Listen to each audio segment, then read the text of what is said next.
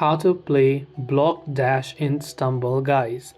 Hey everyone, welcome to our channel. In this video I will guide you through the steps on how you can play block dash in Stumble, guys, so make sure to watch the video till the end.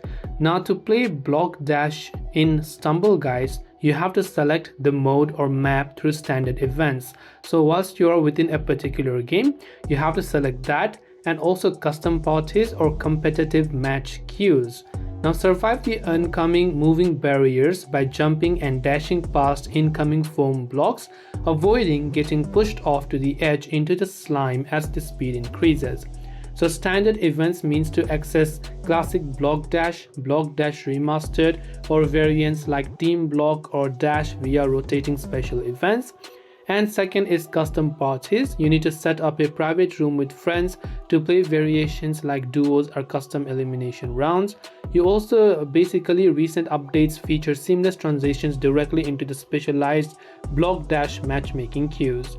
And these are a couple of ways you can choose to play block dash in Stumble, guys. Hope this video helped you out, and if you have any questions, do feel free to leave them down below. As always, thank you for watching and see you soon in the next video.